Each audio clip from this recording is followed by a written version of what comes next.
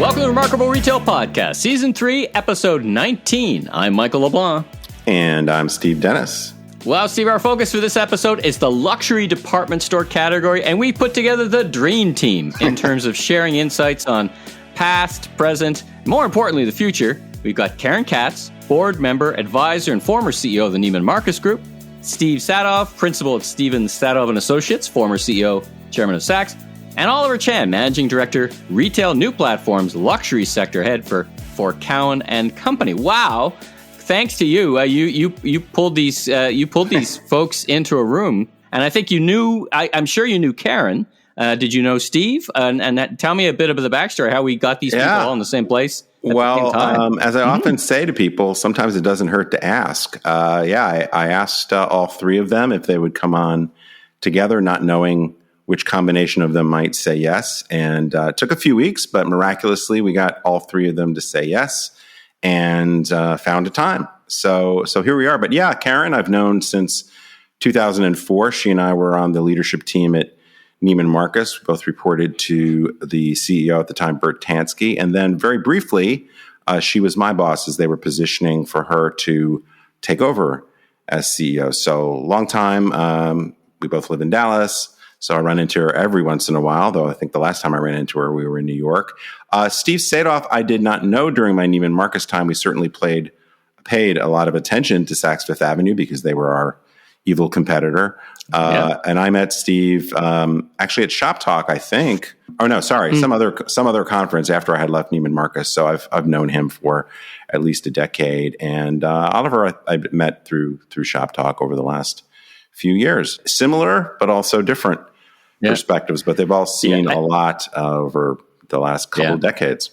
Yeah, and to be clear, past, present, and future, we spend probably not more than 10% on the past. It's really future focused. Like not just what's the state, but what's the future. So let's turn our minds to what's in the news in the retail. And of course, this is that time of the year, Black Friday, Cyber Monday, Super Saturday, Giving Tuesday. You know, it's a big retail event. What are you hearing?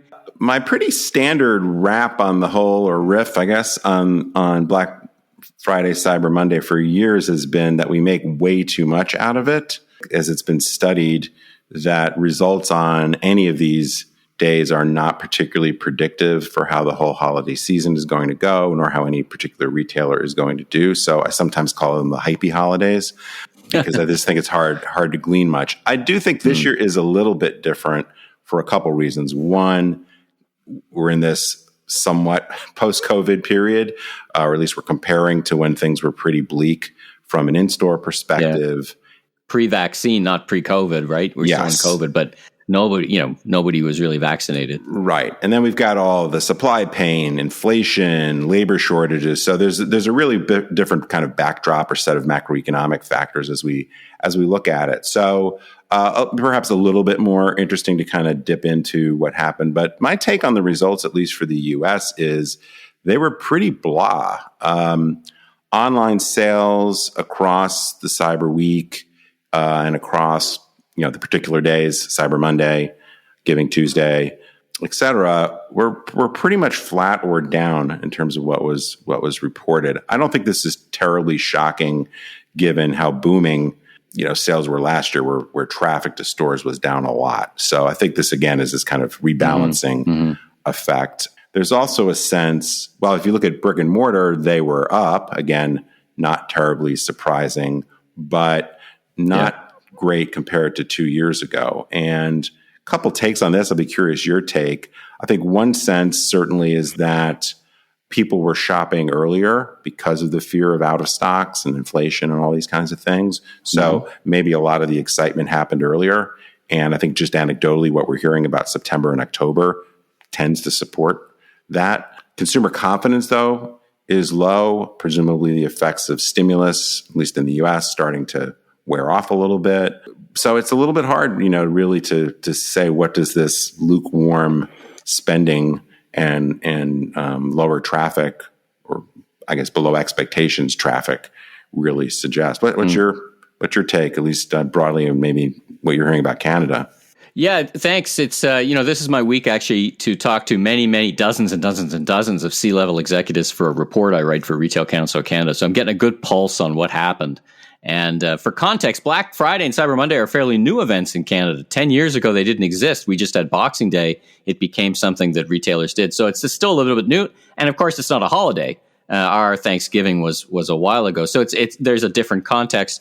And generally, I'm hearing September, October were pretty good. November, thanks to confidence, went a bit down. In some ways, I've been trying to frame this narrative in my head as I think about writing the report. It's more about what happened to you last year than what's happening to you this year. So if you were in apparel and accessories, probably some of your stores, if not all, were closed. There wasn't a lot of demand because we were pre-vaccine. So they had a good year, right?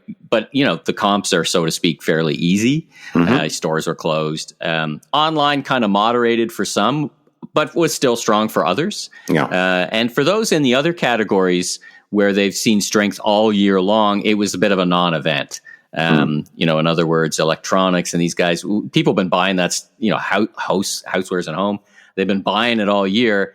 And that's where the whole supply chain thing really started to hit in the home, electronics, anything with a chip in it. So there was some sand in the gears of performance.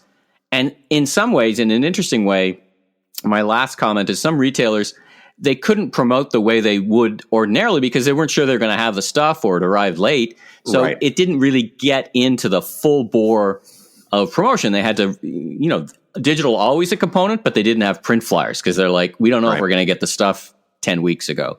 So there's a lot of things going on. The general optimism is for an optimistic season. As you say, I've always described it as a marathon, not a race, right? A couple of days don't make up the retail season. I think we're going to have a blockbuster Boxing Day week, which starts the day after here and in the UK, because retailers are going to be like, I got too much of the wrong stuff, and this is my last chance to get this off the books before F22. So, I agree with you. We back when, I don't know if other people called it, but we always called the time after Christmas X13, like a 13th month, because there was that oftentimes was a lot of people buying for themselves or really great deals, gift cards. You now know where you are, right? And then gift cards becomes important, more returns. So people return stuff to the store and then they buy a bunch of other things. So I certainly, so yes, there's plenty, a few more weeks here to look at, Super Saturday, et cetera. But I don't think we really know how strong the holiday season is until we get past Christmas, past New Year's. So we'll see. The other factor I think is, it does seem generally that supply chain is getting a little bit better. Perhaps people will discover they can get things, and December will be quite strong. Promotions, the other thing I was going to mention briefly is I did see one study that said that the average promotions or discounts during this time period were usually about 20% off, and they were more like 15% off. So perhaps the deals weren't quite as good, and that tamped down demand a little bit. So, and then we've got Omicron out there as a variable, certainly in terms of store traffic. So I think I just want to talk about briefly, we're recording this on Thursday because I am getting on which is earlier than we usually do, because I'm getting on a plane to Dubai, and we'll be in transit when we usually record this. So we don't have quite the earnings news that we would normally have, because lots of guys are reporting today and tomorrow. I did want to just briefly call out Allbirds.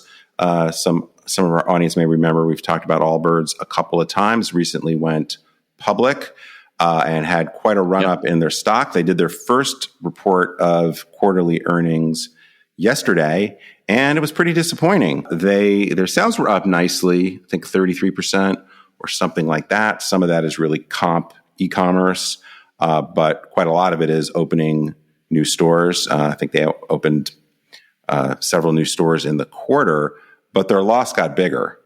And some of that, again, it's always hard when these companies just go public. We had this issue with Warby Parker. There are expenses related to the filing. But if you look up at it more on an operating basis, their margins are still quite compressed. I think what's going to be hard to understand with a lot of these digitally native brands that are opening a lot of stores is, as most of us know, most stores don't become amazingly profitable right from the beginning. Right. And so you've got pre-opening costs and a lot of things that will tamp down your earnings before these stores start to mature. So that's going to be the picture. I mean, Warby Parker's, as one example, is a lot further along on that than many others. But these folks that are early in their store opening maturity curve, I guess you could say, will have this effect for a while. Hopefully we'll start to get to see some sense of what the four-wall profitability for these stores are and how these stores contribute to growing the online business. But in any event, right after a bunch of people made Warby Parker or Allbirds a buy, and I don't want to pat myself on the back because I said you should short Allbirds. Had you listened to me, you would have made money yesterday. So, and probably lose money today. All right, well, let's wrap up this part of the show with a focus on Amazon. So let's talk about some news where Amazon executives actually were talking about shipping more parcels than UPS and FedEx. So what do you make of that? It's just, there's so many dimensions to Amazon. You know, we've gone down this path a lot of how people misunderstand. I think of Amazon as a retailer. You know, our last, where we talking about, you know, fulfilled by Amazon and just all these other dimensions to the so-called Amazon flywheel. They've been building out their supply chain logistics capability like crazy for many, many years. Not only, as I'm sure most people know, all the distribution facilities they have, you know, just the fact that Amazon can do 2-hour delivery to, you know, a huge percent of the U.S. market, and I think now in a lot of major overseas markets as well, is remarkable. But their controlling of the parcel transportation freight part of it with their own planes and their own trucks. So think of Amazon as a retailer. Well, really, you know, if you look at it this way, they're really a shipping company because they're now going to be the biggest shipper in the world, I believe. So it's just all part of, I mean, it's hard to not be blown away by some of the superlatives that relate to Amazon. So watch this space. Watch this space. Listen to this podcast. And for those of you listening to the podcast, be sure and visit our YouTube channel. We've got some exclusive bonus content. You can see Steve and I chatting. And if you're watching this on YouTube, smash that subscribe button and then go over and smash the subscribe button. And now let's get to our blockbuster panel, our dream team panel with Karen Katz, Steve Sadove, and Oliver Chen. Well, I'm very excited to have some old friends, the three wise people of luxury retail. We'll get a little bit more perspective on each of them, but thanks for joining us. And why don't we just jump in, and if we could ask everybody just to introduce themselves and give us a little bit of your background, though all three of you are legends in the industry. Probably most people know you, but just in case they don't, Karen, would you mind starting? Steve, thanks for having me. I'm Karen Katz. I'm the former president and CEO of the Neiman Marcus Group.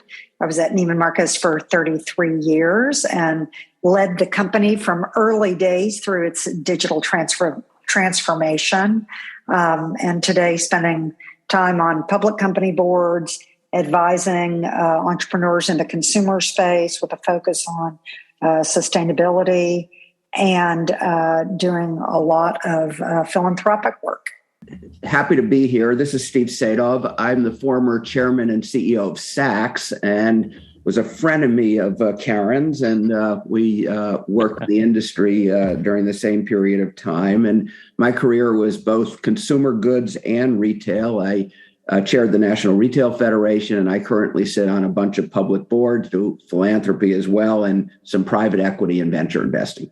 Thanks so much, Steve, and I'm really thrilled to be here with Karen and Stephen. My name's Oliver Chen. I'm globally ranked as one of the top luxury stock analysts. I'm also an adjunct professor at Columbia Business School, and I grew up in Natchitoches, Louisiana, in a retail family. This is especially exciting for me because, as many in our audience will know, I worked at Neiman Marcus a long time ago. Worked for Karen briefly, and I do remember the days when Karen and Steve were, as he mentioned, frenemies.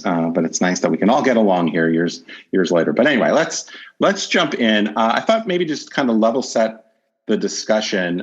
Maybe a couple of broad questions I'd like each of your quick take on. There are a lot of definitions of luxury, I think, and just I'm curious, when we talk about the future of luxury retail, what do you include in luxury? How do you think about luxury as a category or a sector? Steve, you want to kick us off? Well, it's a much more complicated question than you might think, because everyone's definition of luxury is different. And, to a lot of our audience, we're thinking about very high-end luxury, the Louis Vuittons and the Guccis, et cetera. But more broadly, I think the accessible luxury, the Coaches, the Kors of the world are luxury. And I would include experiences and products that people feel good about, that they're aspiring to, at both the higher and moderate end. So it's not just about very high-end luxury. All right. How about you, Oliver? I guess you have to have a definition, at least in terms of what you cover. Yeah, Steve, as I think about luxury, I think one point is time, and time is the ultimate luxury in terms of retail really enabling people to reinvest their time and think about how to spend meaningful time. Second, echoing what Stephen said, is experiential and emotional. There's a very strong emotional component where luxury goods can transcend price, and they should, and they will if they're executed really well. Those are features. And then I think we have a real evolving sense of luxury with streetification and versatility and health and wellness, where these are important new chapters. And luxury is also constantly changing, in my opinion, and needs to be culturally relevant. Karen, how about you? Disagree? Agree? Well, I think Oliver and Steve said it extremely well. I would only add that I think luxury is in the eye of the beholder, and we each hold what is luxurious to us differently based on the life experiences we've had and the way we want to live our life. And so I think it can be, as Steve started out, a very challenging and very broad answer to what is luxury. All right, well, fair enough. Well, so the next kind of broad question, and then we'll dive into some more specifics. And really, I'm thinking here, pre-COVID, obviously, we've seen a lot of digital disruption across all of retail. I guess we can argue as to exactly when it started, but certainly way back when I was working at Neiman Marcus, we were in the early days of getting that started. Saks, I think, was certainly investing in e-commerce and a lot of things digital. But what would you say has been the arc of disruption that's affected the industry? What's most important, and what were you seeing as important before we really entered this more recent period? Yeah. So, I do think that, as you said, this digital transformation, in my mind, in luxury has been going on for a long time. And although some people were not on board with this pre-COVID, Neiman Marcus, we launched our website in 1999. So, it's been a long time that not just Neiman's, but many other people have been selling luxury goods online. I think that the big change, and this is certainly something that I personally felt passionate about, was I think in luxury retail, brick and mortar, what was unique about the experience of shopping in brick and mortar was the way luxury retailers put an emphasis on developing relationships with their customers and clients. And I think the big change in luxury retailing during COVID was how to take that idea of developing relationships from brick and mortar and developing relationships online. And that change of going from transactional luxury to, relationship luxury in e-commerce. And I think that takes the form of online personal shoppers, live streaming, any of those kinds of things. I think that was a big change that was starting to take place pre-COVID, but I think really launched forward during COVID. Yeah, I'd echo where Karen's went with it, that this is not that it's new during the pre or post-COVID. It's an acceleration of what has been going on for quite a long time. My guess is that, just take overall commerce. Overall commerce went from 12% of commerce to 18% of commerce was digital during the pandemic. And you saw probably a 3-year acceleration of the rate of growth underlying it. And I think that in the luxury sector, that was even more so, because you had to make the change because it was so dependent on that experience in the store, and transforming the online experience for personalization, analytics, and creating that unique experience really was accelerated. Yeah, in addition, I would say, the connected experience has heightened in importance, meaning linking desktop to mobile to in-store and making sure that that's seamless. I also think this idea of context and personalization and how to personalize at scale is really important. And then community building and storytelling. And the interesting thing is the evolution of storytelling in-store, digitally, through apps, through gamification, and transforming what that means with technology. But stories, heritage, this emotional innovation connection to the creative artists and artisans behind luxury, that's really important as well. You know, Karen and Steve, you both kind of gave me a layup for the next question. And the next question was going to be around, you know, what I see often described as innovation in the sector has really been around a long time. Karen, you and I launched Hudson's Bay e-commerce in 99. You launched Neiman Marcus in 99. Many of these things that are sometimes called innovation, they've been around a long time. Tell me about, Karen, what you see or view as genuine innovation. Maybe it's because of the COVID era, or maybe it's because of a crisis. But is there anything you could call out that you've seen as customer-facing innovation from the sector? And then, Oliver, I'll go to you and say, well, if not, you know, what's holding everyone back? Why does it take a crisis for luxury brands and legacy brands to innovate? Karen, you go first. Yeah, so I think it's a really good question. I'm not a believer that there's any silver bullets, and so I don't think that there's any one thing that changed, dramatically because of COVID. I think, Oliver always expresses it well. All of these, different complex ideas that are finding their way to kind of, mainstream. But I will say, pre-COVID, I think a few things were becoming very, very evident. And I think that, this was on the list of things you wanted to talk about. I think re-commerce, luxury re-commerce is here to stay. And I think that it's becoming a large part and will become even larger part of the luxury landscape. And I think how everybody thinks about that is going to be on people's mind and on their priority list moving forward. So I think that that's one thing. I think that there was a lot of talk in the years leading up to COVID about the kind of the death of multi-brand. And in fact, I think one thing that has happened during COVID is that the strength of multi-brand has proved itself again and again. And although I think department stores are, in one place in their very, very, very long life cycle, I think what still matters is that they are multi-brand places. And I think, the landscape, whether it's, Net-a-Porter, Essence, Matches, MyTheresa, Revolve, any of those kinds of companies, they're all multi-brand. And I think the customer still wants that if really good retailers know how to edit for their customers. So I'll stop with that. But those are kind of two, big things that I like to spend a lot of time thinking about.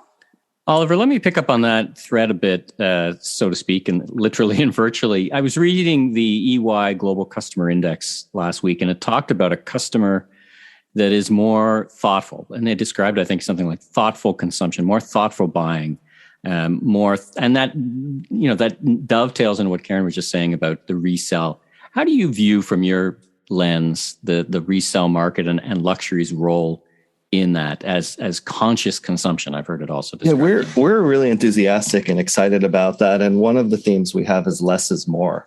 Does anybody really need any of this? And what about no retail and retail as a service? The other issue which we see is we're living in a world where everything's available to everybody at all times and places. So what really is exclusivity? So we look at business models like Supreme, like Kith, like the RealReal, StockX, and others. And this all embraces different forms of both experiential as well as the closed loop economy and rethinking the afterlife of a good. So there's many issues this opens up, but one of the big opportunities for all of retail is post-purchase. What happens? What's the thread composition? And, it's better for society if you're not actually making a new object.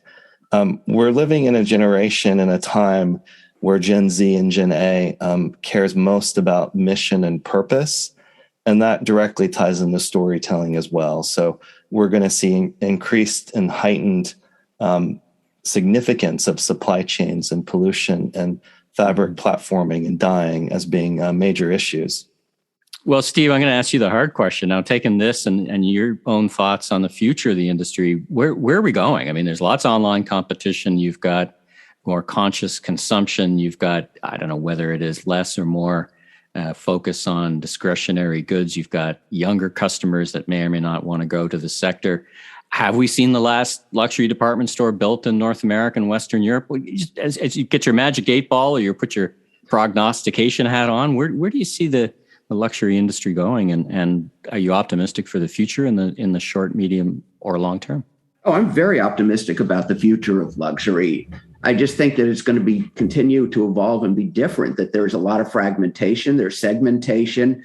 When you say, is there going to be another department store? What are we defining as a department store? Good question. Because you've got marketplaces that are evolving. You have segmented marketplaces that focus on luxury, and those are going to continue to evolve. You have the role of concession, which has become increasingly important in the luxury space in the department store. But my guess is you'll see an evolution of the concession within the marketplaces. Affiliates in some ways are evolving and becoming more important. So I view all of these, whether it's resale, whether it's rental, whether it's the marketplace, the brands controlling their own destiny so that they're presented in the way they want to be. All of this is a part of the ecosystem. And there is a role for the traditional, luxury department store. It may evolve also and be different. You already see the changes going on at Saks with the separation of the .com and the full line business. But you're going to continue to see changes. But I think the net of it is the consumers love brands. They love luxury. They're aspirational. And Karen's right. It's in whatever your own definition is. And I think that the luxury space is a very good place to be. Well, it's a magic question, right? What is a department store? We did a whole episode on that. So I want to come back in just a second on this spin out separation question. But just going back a little bit to where Michael was going around innovation. We talk a lot about this on the podcast. Why does it take a crisis for retailers to innovate? But also, why do legacy companies seem to struggle with being more innovative? And Karen and Steve, since you've both run large, well-established retailers, what's your perspective, I guess, from a cultural standpoint or from a process standpoint? What does it take in your mind for these larger, older retailers to get out there in front of these trends rather than, as I think we see a lot of times, maybe you disagree, but my observation is a lot of times these retailers often respond too late to some of the most interesting innovations, or they're afraid to compete with themselves, or they don't invest enough. But what's your perspective on whether you agree with that and what some of the struggles are to making it happen in a more established retailer? Well, I guess I can jump in. If think about it, an Amazon started as digital first. A legacy company like Saks started as brick and mortar first, and and you have people who run these companies who have grown up in the either the digital or in the brick and mortar world. To change and get people to think differently, to change a culture is not an easy thing to do. Everything's converging right now. The brick and mortar is moving to the middle. If you're a DTC company, you're opening up stores. If you're a brick and mortar company, you're moving more digital. And it's a focus. It's the people who are running the companies, how they were trained and developed. Culture change isn't an easy thing to do. And, clearly crisis creates the opportunity for disruption. But to get a big company like a Macy's or a Neiman's or a Saks to change overnight culturally is one of the most difficult things to do. And it's a lot easier when you start, if you're trying to play in the digital space, if you started as a digital company. Sure. I would also just add that I think the choices of the way to innovate these days are bountiful. And I think that large retailers, as they're having hundreds of ideas coming their way, it's up to some group of people to try to prioritize which ones will have short, near, and long-term impact on the business. And I think that process in itself in a large, complex company is just not easy. And, frankly, I'm on a very large healthcare board, and we have the same challenges. It's very large, many opportunities in terms of how to innovate the business. And I think the real challenge is how do you prioritize which of those innovations coming your way really are going to make the impact for the consumer. And I think that, part of that is bureaucracy. Part of that is, you've got this large business that, it's not quite as easy to take risk with. And I'm not here defending department stores by any means, but I think that the innovation is, like I said, it's just bountiful. There's so much interesting, exciting things going on. And I think it's increasingly challenging to try to figure out which of these innovations should be prioritized within a company. Yeah, I think that makes sense. All right. So final question, and I almost hate to ask this question because I've spent, I guess, a good chunk of my career working on channel integration issues, multi-channel way back when I was at Sears, multi-channel when I was at Neiman Marcus, then it's omni-channel. I call it harmonized. But anyway, it seems like the one thing that it seemed like retail learned over the last 20 years is that thinking about channels is not so helpful. The customer is the channel. It's a blended, blurred world. Yet we have this pressure that some companies are getting to spin out their .com. Saks has already done it.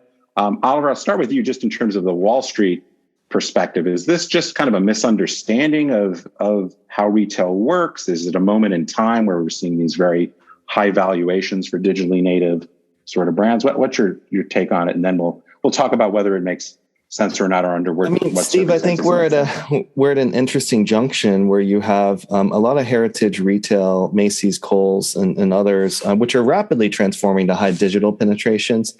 Trading at fairly modest to lower multiples relative to 100% digital models trading at double the PE valuation. So there is a dichotomy there. There's opportunity. Each public company has to strictly look at what maximizes shareholder value. And what does that mean? It means, how do you maximize the stock price given different scenarios? And this can happen. Separations may or may not be able to happen depending on execution, which means setting up the appropriate rules and organizational structure across different divisions. Anything's possible. That being said, we believe in bricks plus clicks.